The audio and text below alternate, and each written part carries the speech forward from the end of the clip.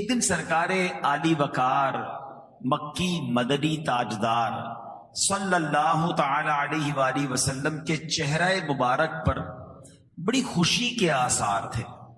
حضرت ابو طلحہ انصاری رضی اللہ تعالیٰ عنہ نے عرض کیا، یا رسول اللہ صلی اللہ تعالی علیہ وآلہ وسلم، میرے ماں باپ آپ پر قربان، آج آپ کے چہرہ انور پر بڑی خوشی کے آثار ہیں۔ سرکار دو عالم صلی اللہ تعالی علیہ وآلہ وسلم نے ارشاد فرمایا، بے شک ابھی جبریل امین علیہ السلام میرے پاس آئے، کہا اے محمد صلی اللہ تعالی علیہ وآلہ وسلم، جس نے آپ پر ایک بار درود پاک پڑھا، اللہ پاک اس کے اعمال نامے میں 10 نیکیاں لکھے گا اور 10 گناہ مٹا دے گا اور 10 درجات بڑھا دے گا۔ ان پر درود جن کو کسے بے کساں کہیں، ان پر درود جن کو کسے بے کساں کہیں، ان پر سلام جن کو خبر بے خبر کی ہے۔ صلو علی الحبیب صلی اللہ تعالی علی محمد صلی اللہ علیہ وسلم۔ اس خوبصورت بہت ہی پیاری حدیث میں 2 باتیں بڑی سیکھنے کو مل رہی ہیں۔ نبی پاک علیہ الصلوۃ والسلام کے چہرہ انور پر خوشی کے آثار ہیں۔ اچھا، یہ خوشی کیوں ہے؟ جبریل امین نے آ کر پیارے آقا کو جو خبر دی، بظاہر اس میں نبی پاک کے لیے تو کوئی اس طرح دیکھا جائے تو کوئی انعام یا خوشخبری والا معاملہ نہیں ہے، یہ تو امتیوں کے لیے اعلان تھا۔ ہمارے کام اچھے ہو رہے ہیں کہ ایک درود پڑھیں گے تو 10 نیکیاں، 10 گناہ معاف، 10 درجے بلند ہو رہے ہیں، مگر سرکار دو عالم صلی اللہ تعالی علیہ وسلم کو امت سے پیار کتنا ہے۔ خوشخبری نبی پاک کو دی گئی کہ آپ کی امتیوں کو یہ انعام دیا جائے گا ہر درود پڑھنے پر، تو میرا آقا علیہ الصلوۃ والسلام کا چہرہ چمک اٹھتا ہے۔ نبی پاک ہم سے کتنی محبت فرماتے ہیں، ہم سے کتنا پیار فرماتے ہیں کہ امتیوں کا بھلا ہو جائے، امتی خوشحال ہو جائیں، ان کے بگڑے کام بن جائیں تو نبی پاک راضی ہو جایا کرتے ہیں۔ شاعر کہتے ہیں نا، آتا ہے فقیروں پہ انہیں پیار کچھ ایسا، آتا ہے فقیروں پہ انہیں پیار کچھ ایسا، خود بھیک دیں اور خود کہیں منگتا کا بھلا۔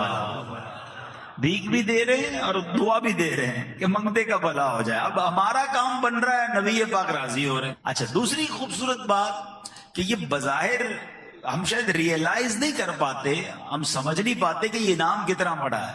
ہاں، ہر درود پر 10 نیکیاں لکھ دی جائیں گی، 10 گناہ مٹا دیے جائیں گے، 10 درجے بلند کر دیے جائیں گے۔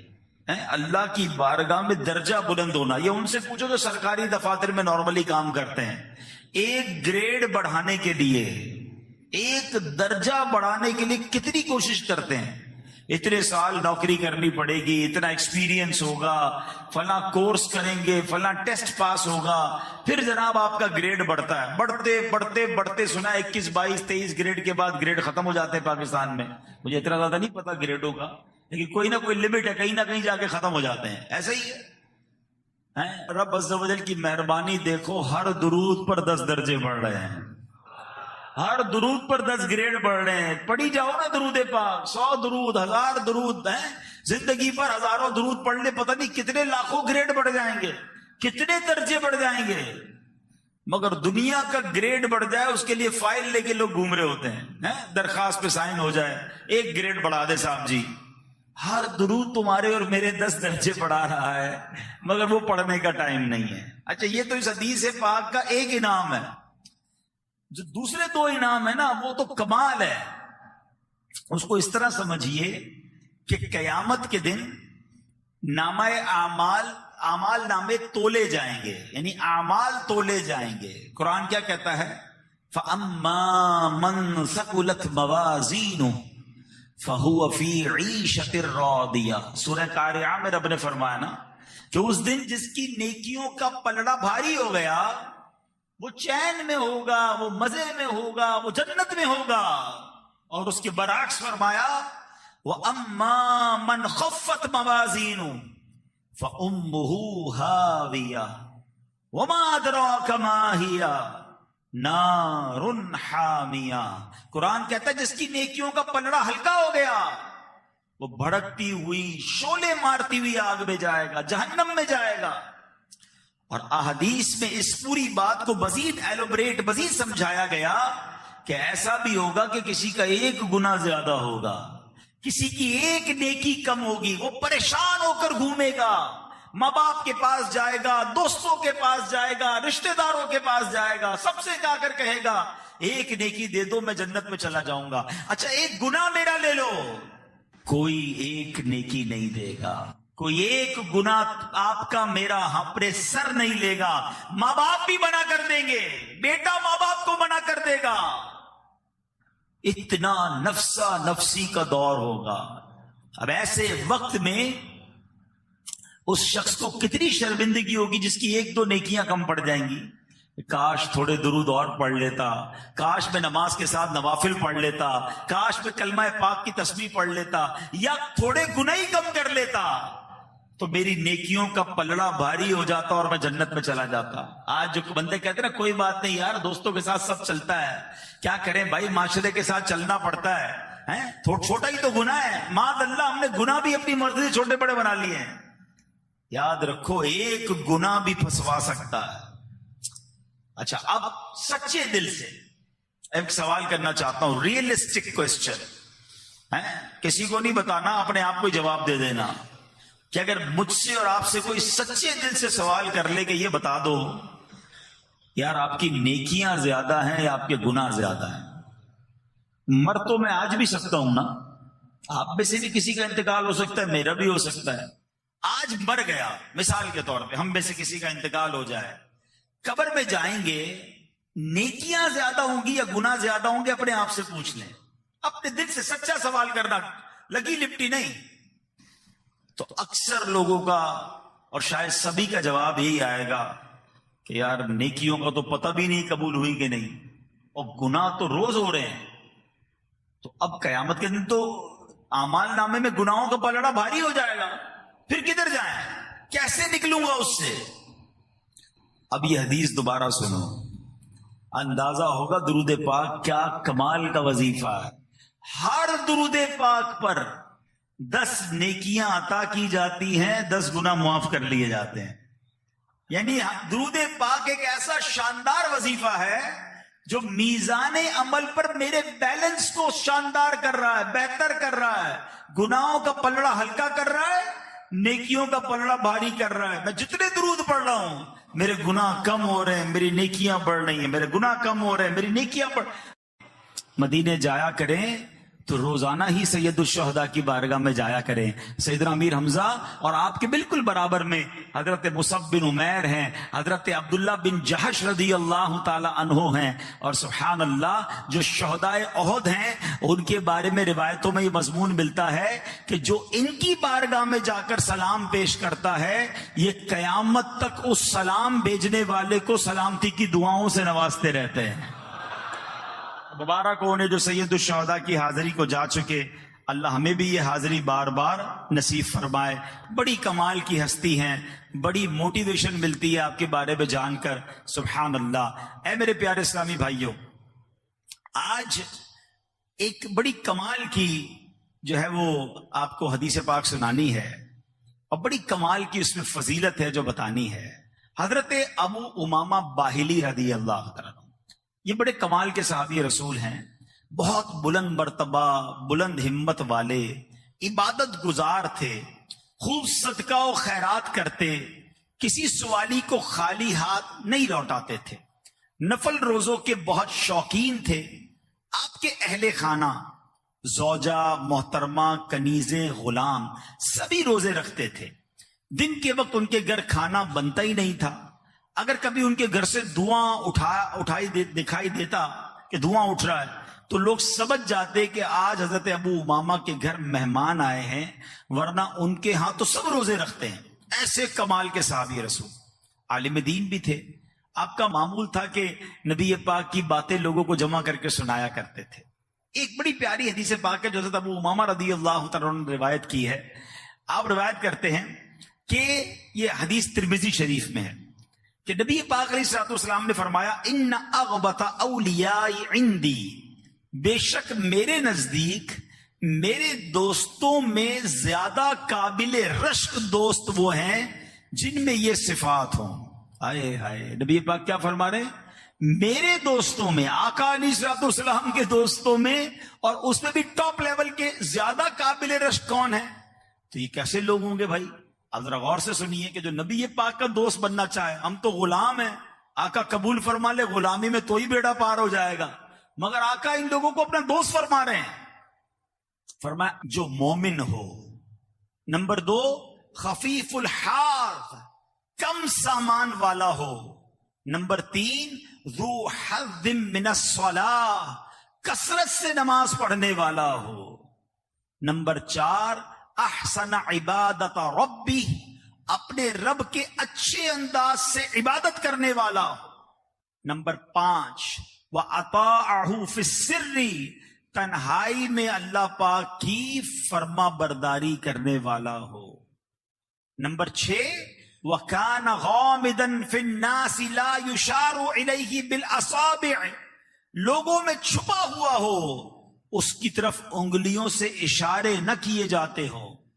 اور نمبر 7، وَكَانَ رِزْقُهُ كَفَافًا فَصَبَرَ عَلَى ذَلِكَ، اس کا رزق یعنی اس کی جو آمدن ہے بقدر کفایت ہو اور وہ اس پر صبر کرتا ہو.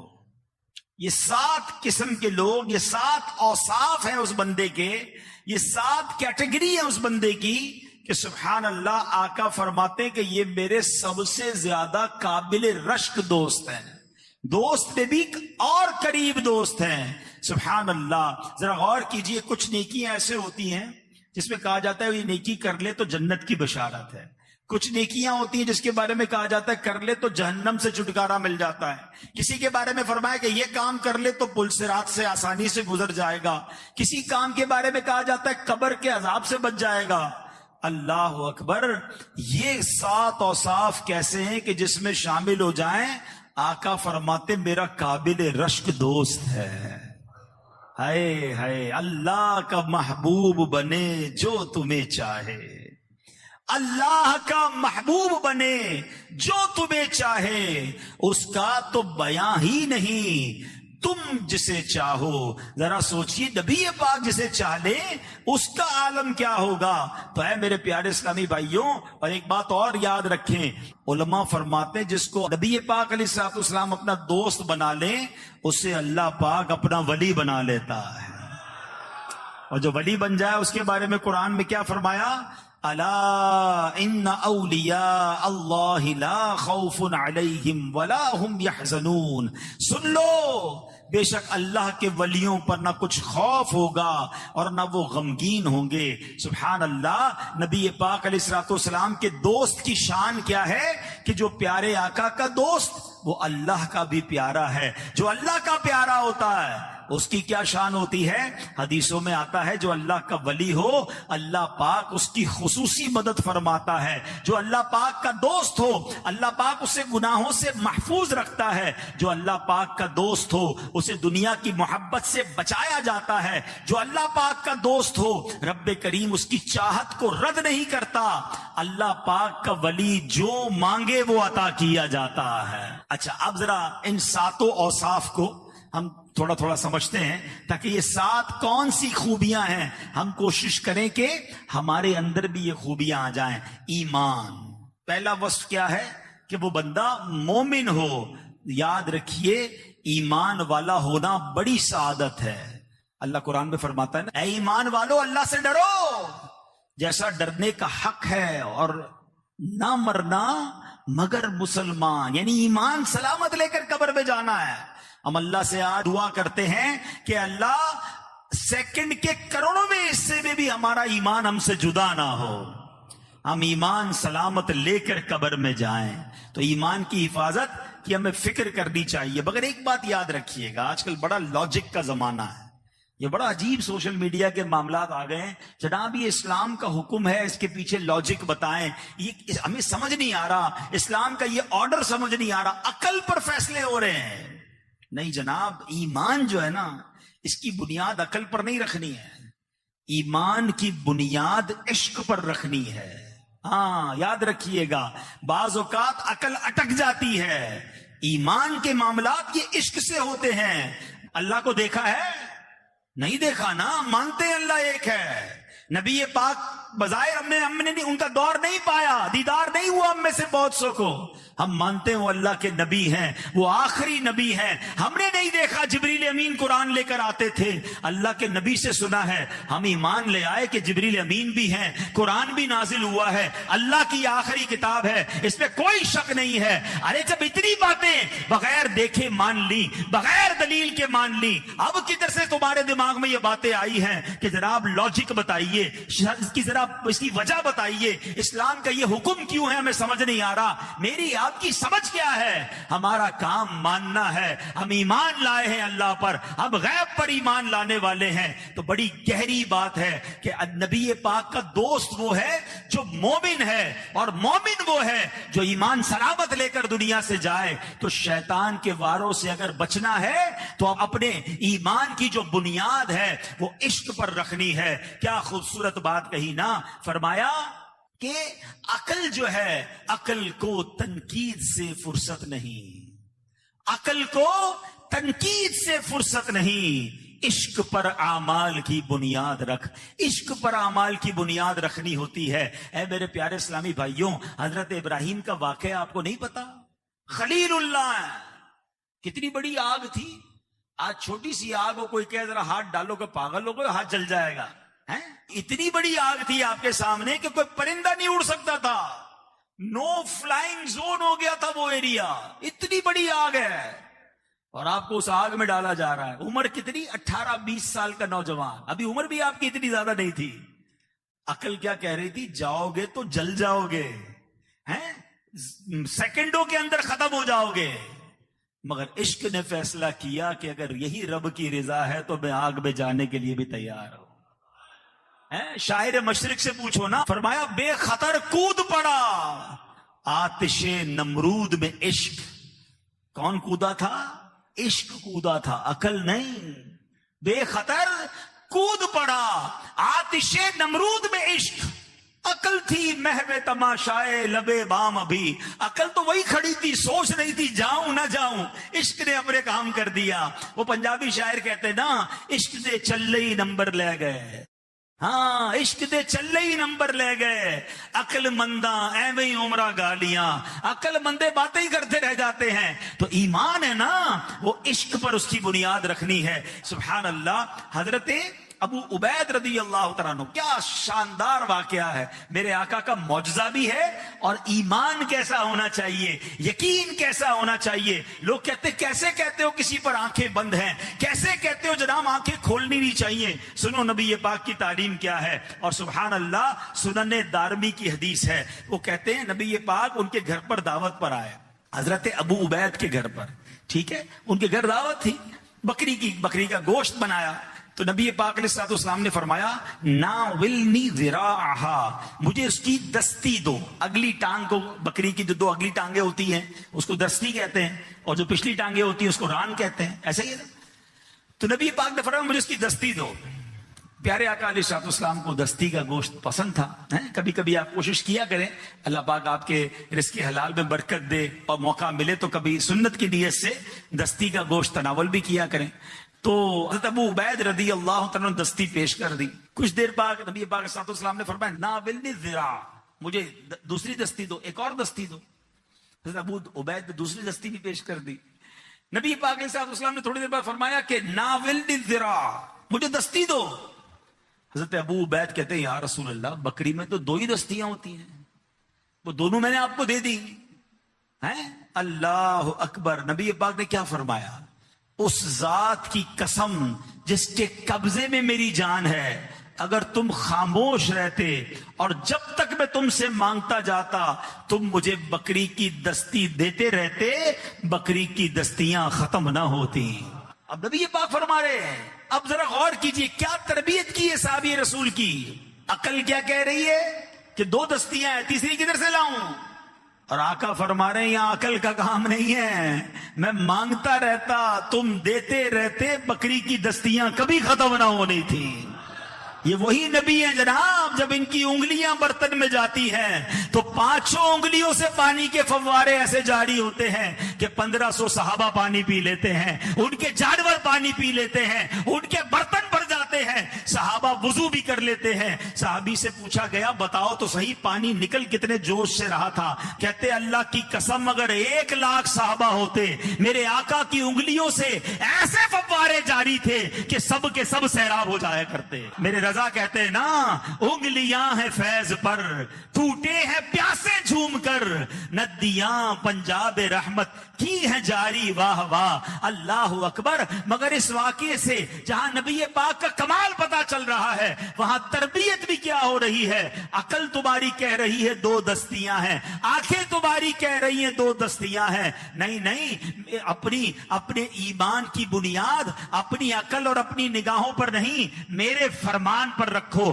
جب نبی پاک فرما رہے ہیں تمہارا کام تھا دیتے جاتے دستیاں کبھی ختم نہ ہوتی۔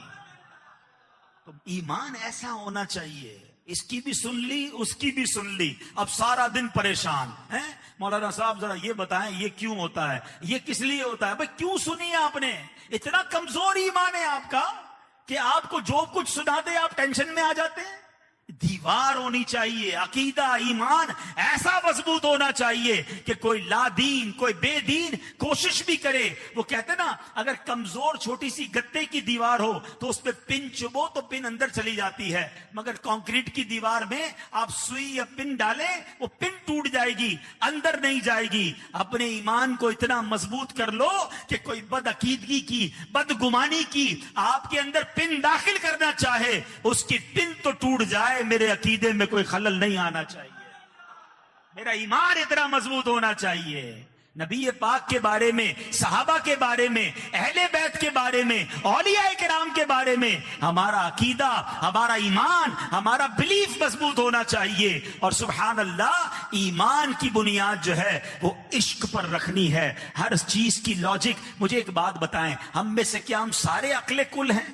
ہم خود کہتے ہیں یار یہ بندہ بڑا عقل مند ہے، اگلا ملتا ہے بندہ کہتا ہے یہ اس سے زیادہ عقل مند ہے، ارے باپ رے باپ یہ تو جینیس ہے۔ مگر بعض اوقات جو جینیس ہوتا ہے اس کی کوئی تحقیق ہوتی ہے، 50-100 سال بعد وہ غلط ثابت ہو جاتی ہے، نئی تحقیق آ جاتی ہے۔ تو یہ تو ہماری عقلوں کا حال ہے، اور ہم کہتے ہیں جناب ایمان کو بھی عقل پر تولیں گے، اللہ کی قدرت کو بھی عقل سے چیک کریں گے، اولیاء کرام کی کرامتوں کو بھی عقل سے سمجھیں گے۔ میری آپ کی عقل کی اوقات نہیں ہے، ہمارا کام عشق کے بنیاد پر اپنے عقیدے اور ایمان کو مضبوط رکھنا ہے، اور یہی ہمارے صحابہ کا انداز تھا، یہی ہمارے اولیاء کرام کا انداز تھا۔ مجھے ایک بات بتاؤ نا، ایک غزوہ عمر کے اسی غزوہ احد کی بات ہے، حضرت ابو قتادہ کی آنکھ باہر آ گئی۔ عقل کیا کہتی ہے؟ فوراً جاؤ ڈاکٹر کے پاس، فوراً جاؤ طبیب کے پاس۔ عقل سے فیصلہ کیا یا عشق سے فیصلہ کیا؟ آئے نبی پاک کے پاس، کہتے حضور آنکھ باہر آ گئی ہے۔ اللہ اکبر، عشق والوں کو دیکھو پھر نوازا کیسا جاتا ہے۔ میرے آقا نے پیسے دے کر نہیں کہا جاؤ کسی مریض کسی ڈاکٹر کے پاس جا کر علاج کروا لو، میرے نبی پاک نے اپنا لعاب دہن نکالا، حضرت ابو قتادہ کی آنکھ واپس لگائی، دعا فرماتے ہیں۔ اللہ اکبر، وہ دعا کا کمال تو دیکھو کہ حضرت ابو قتادہ کہتے ہیں جب سے نبی پاک نے یہ آنکھ لگائی ہے پہلی آنکھ سے زیادہ یہ آنکھ دیکھنے لگ گئی ہے۔ ان صحابہ میں عقل نہیں تھی، ان کے پاس لاجکیں نہیں تھی، یہ کیوں نہیں جاتے تھے کدھر ادھر؟ انہیں معلوم تھا بخدا خدا کا یہی ہے در، نہیں اور کوئی مفر مکر، جو وہاں سے ہو یہیں آ کے ہو، جو یہاں نہیں وہ وہاں نہیں۔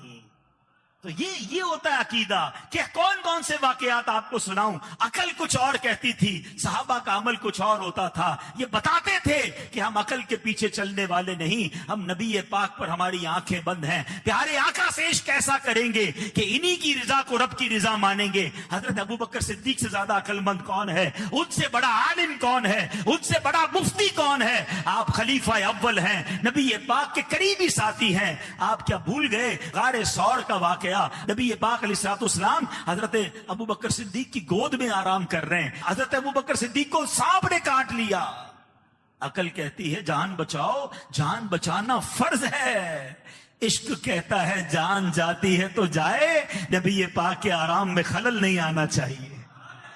اور سننا ہے واقعہ، مقام صحبہ ہے، نماز عصر جا رہی ہے، ارے مولا علی تو ایسے عالم ہیں، آقا فرماتے میں علم کا شہر ہوں، علی اس کا دروازہ ہے، اللہ اکبر، مگر علی کا علم بتا رہا ہے کہ علم میں ایسا عالم ہونا چاہیے کہ اس کے فیصلے بھی عشق سے ہونے چاہیے۔ عقل کہہ رہی ہے نماز تو فرض ہے، عصر کی نماز تو اور زیادہ اہمیت والی ہے، مگر عشق کہہ رہا ہے نماز جاتی ہے تو جائے، نبی پاک کے آرام میں خلل نہیں آنا چاہیے۔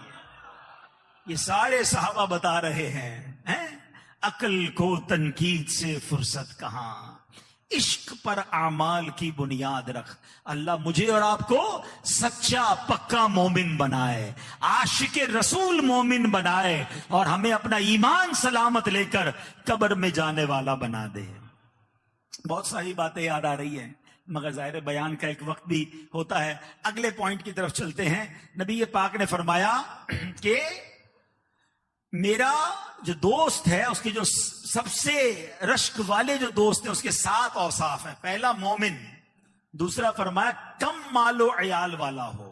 نبی پاک کے دوست پہ کیا فرمایا؟ خفیف الحاظ، کم سامان والا ہو، کیونکہ دنیا کا سامان زیادہ ہوگا نا، حرام کا ہوگا تو مار پڑے گی، اور حلال بھی ہوا تو حساب دینا پڑے گا۔ پچھلی آسمانی کتابوں میں اللہ پاک نے فرمایا اے ابن آدم، میں نے سب کچھ تیرے فائدے کے لیے بنایا اور تجھے اپنی عبادت کے لیے بنایا ہے۔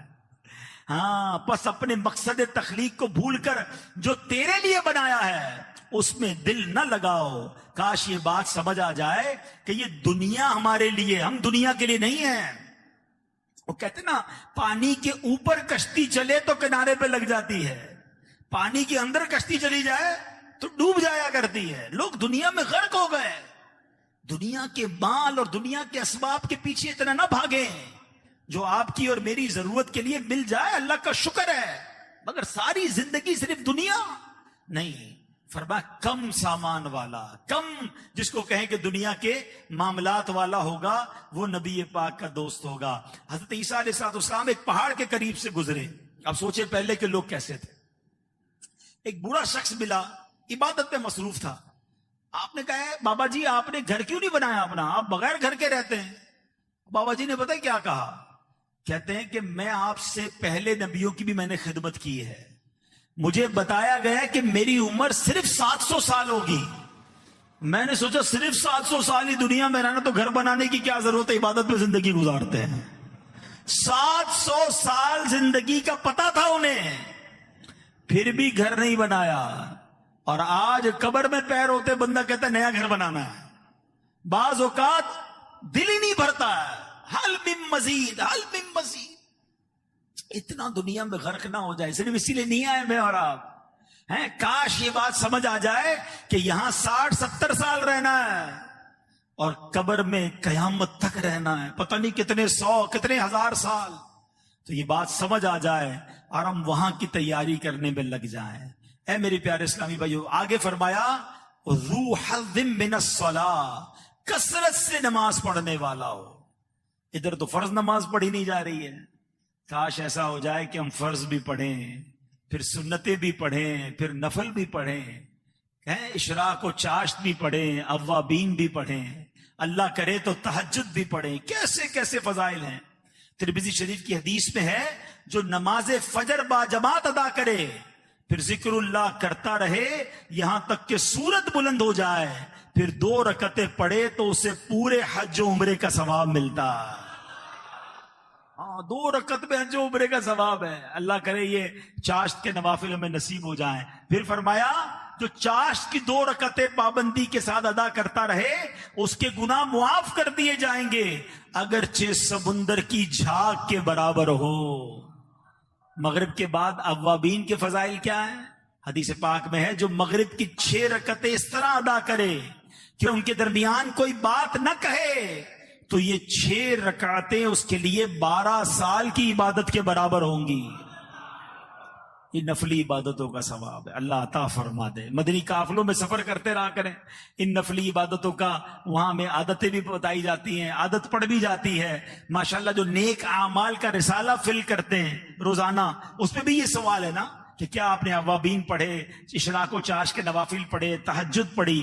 اللہ کرے کہ یہ کثرت سے نماز پڑھنے والوں میں ہم شامل ہو جائیں۔ انعام کیا ہے کہ نبی پاک فرماتے میرا رشک لانے والا دوست ہے، عزیز دوست ہے، پیارے آقا اسے دوست کہہ رہے ہیں۔ تو اب سوچئے کہ میں کتنی اس کی فکر کرنی چاہیے۔ آگے فرمایا نبی پاک علیہ الصلوۃ والسلام نے کہ اگلا وصف کیا ہے؟ فرمایا تنہائی میں بھی اپنے رب کی فرما برداری کرنے والا ہو۔ ہائے ہائے ہائے، کاش ایسا ہو جائے کہ ہم اکیلے میں بھی رب سے ڈریں۔ آج دنیا والے دیکھ لیں، اس بات کی ٹینشن تو ہے، ابو نہ دیکھ لیں، بھائی نہ دیکھ لیں، محلے والے نہ دیکھ لیں، شہر والے نہ دیکھ لیں، اللہ دیکھ رہا ہے، اس کی کوئی پرواہ نہیں۔ ایک حدیث سنیے، میں نے آج حدیث پڑھی نا، ادھر جا کے لگتی ہے، جملہ سنیے گا۔ اللہ کے نبی علیہ الصلوۃ والسلام فرماتے ہیں، ان کے پاس ایک صحابی آئے، کہتے یا رسول اللہ صلی اللہ تعالی علیہ وسلم مجھے کچھ نصیحت کیجیے۔ تو نبی پاک نے فرمایا اللہ پاک سے ایسے حیا کرو جیسے اپنی قوم کے نیک شخص سے حیا کرتے ہو۔ ہائے ہائے ہائے، یہ کتنا کیسا سمجھایا نبی پاک نے کہ اپنی قوم میں کوئی نیک بندہ ہو نا، بندہ سگریٹ چھپا لیتے ہیں، بعض اوقات اس کے سامنے گناہ نہیں کرتے، کم از کم اتنی تو اللہ سے حیا کر لو جتنی اپنی قوم کے نیک بندے سے حیا کرتے ہیں۔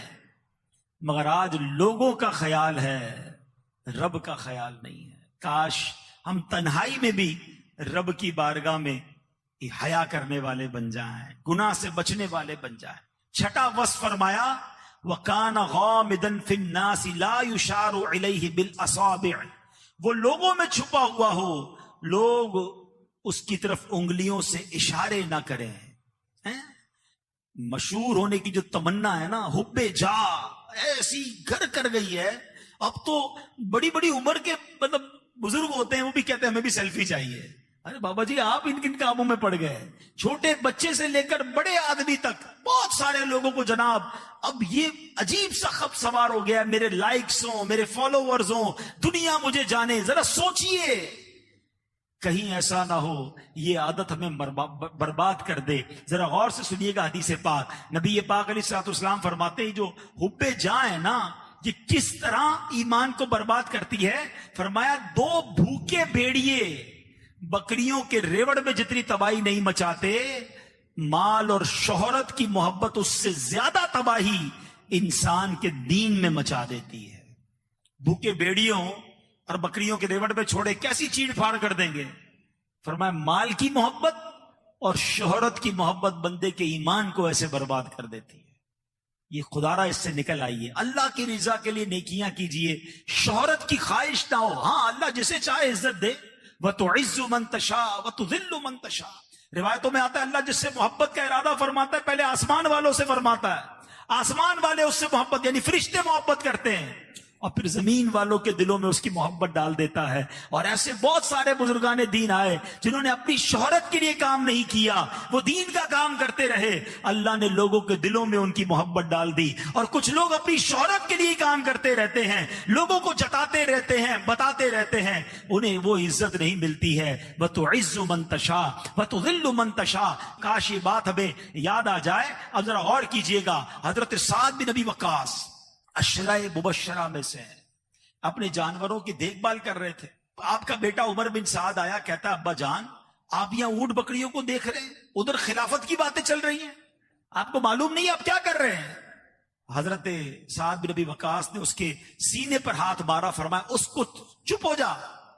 پھر نبی پاک کی حدیث سنائی، فرماتے میں نے آقا علیہ الصلوۃ والسلام کو فرماتے ہوئے سنا ہے، ان اللہ یحب العبد التقی الغنی الخفی، بے شک اللہ پاک تقوی والے غنی اور گمنام بندے سے محبت فرماتا ہے۔ ہمارا ٹارگٹ یہ لوگ پسند کر لیں، ہمارا ٹارگٹ یہ میں لوگوں کا پسندیدہ ہو جاؤں، ادھر سے بھی لائک مل جائے، ادھر سے بھی لائک مل جائے۔ مزہ یہ ہے کہ اللہ پسند فرما لے، میں اللہ کا پسندیدہ ہو جاؤں، اس کے حبیب کا پسندیدہ ہو جاؤں۔ ایک بات یاد رکھیے گا، یہ جو سوشل میڈیا کا بھوت سوار ہے نا، ایک جملہ سن جاؤ آج، لوگوں کے لائک کے لیے ایسا کام مت کرنا کہ اللہ رسول کی بارگاہ میں ان لائک ہو جاؤ۔ اگر ادھر ناپسندیدہ ہو گئے نا، چاہے تمہارے کروڑوں لائکس ہیں، مارے جاؤ گے. اور نارملی تو لاکھوں کروڑوں لائکس کے لیے لوگ گناہوں والے کام کر رہے ہیں نا, کیونکہ نیگیٹو بات کریں گے تو مشہور ہوں گے, لوگ سنیں گے, لوگ دیکھیں گے, لوگ انجوائے کریں گے. میں کسی کو ستاؤں گا, پرینک کروں گا, الٹی بات کروں گا تو لوگ خوش ہوں گے, مجھے اس کے ڈالر ملیں گے. سوچئے وہ سوشل میڈیا کے کلپ بنانے والے, آپ مر جائیں گے, یہ کلپ باقی رہے گا. جب تک لوگ دیکھتے رہیں گے آپ کو قبر میں بھی گناہ ملتا رہے گا. ایسے گناہ جاریہ والے لائک کیا کرنے ہیں؟ مشورہ یہ ہے, بے شک دنیا میں مجھے کوئی پسند نہ کرے, اللہ رسول کی بارگاہ میں پسندیدہ ہو گیا نا, وہاں سے لائک مل گیا کہ یہ میرا مقبول بندہ ہے, یہ میرا پسندیدہ بندہ ہے. آقا فرمائے یہ میرا دوست ہے. خدا کی قسم زندگی وصول ہے. آخری بات, اللہ کے حبیب علیہ الصلوۃ والسلام فرماتے ہیں کہ وہ 7واں وصف کیا ہے اس کا؟ فرمایا وَكَانَ رِزْقُهُ كَفَافًا فَصَبَرَ عَلَى ذَلِكَ, بقدر کفایت روزی پر صبر کرنے والا ہو.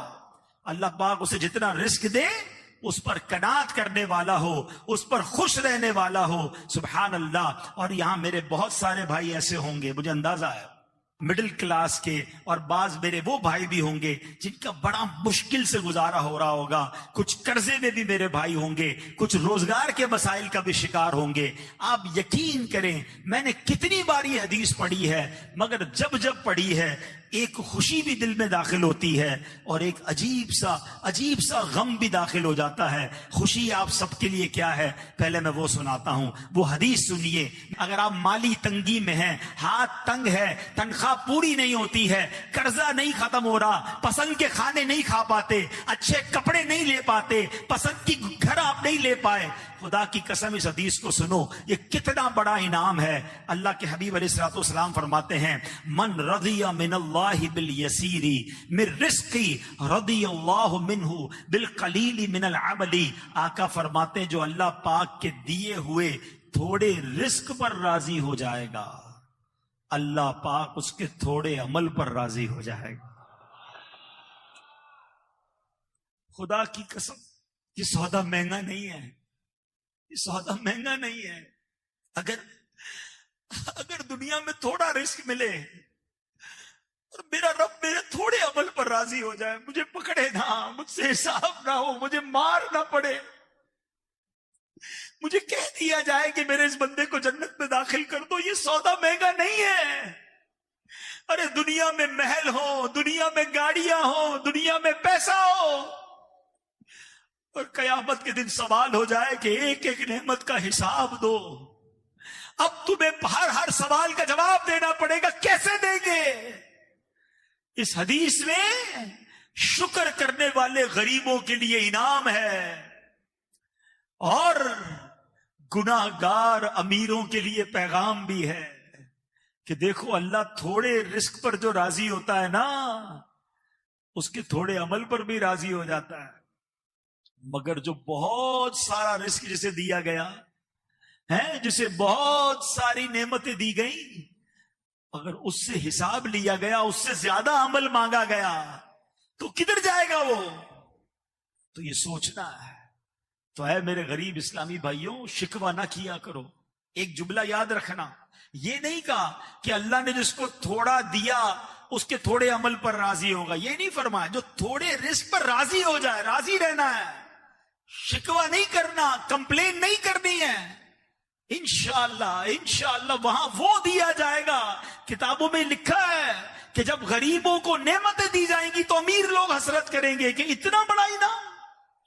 بعض روایتوں میں آتا ہے غریب امیروں سے کئی 100 سال پہلے جنت میں جائیں گے. سوچے نہیں, یہ سودا مہنگا نہیں ہے. اگر آپ اللہ کی رضا پر راضی رہ کر زندگی گزارتے ہیں, غربت بھی ہے اور شکوہ بھی ہے, غربت بھی ہے, نافرمانی بھی ہے, پھر تو اور مارے گئے نا. تو یہ نہ کریں. میرا رب بڑا قریب ہے, وہ انصاف کرنے والا ہے, وہ نوازنے والا ہے. بلکہ یہاں تک آتا ہے کہ جو تکلیف میں زندگی گزارتے ہیں نا, مصیبت زدہ, فرمایا جب مصیبت زدہ کو قیامت کے دن انعام دیے جائیں گے نا, بڑے بڑے انعام دیے جائیں گے, پہاڑ جتنے انعام دیے جائیں گے, تو جو خوشحالی والی زندگی جنہوں نے گزاری ہوگی نا, وہ کہیں گے کاش، تمنا کریں گے کاش دنیا میں ہمیں کینچیوں سے کاٹا جاتا. اتنا ثواب ہے، بیماری کا اتنا ثواب، ایکسیڈنٹ کا اتنا ثواب، کم پیسے تھے تو اتنا ثواب، دشمن کا خوف تھا تو اتنا ثواب. ہمیں تو کچھ تکلیف دی نہیں گئی، ہمیں نہیں مل رہا قیامت کے دن ثواب. یہ سوچئے، اگر آپ تکلیف میں ہیں اور آپ صبر کر رہے ہیں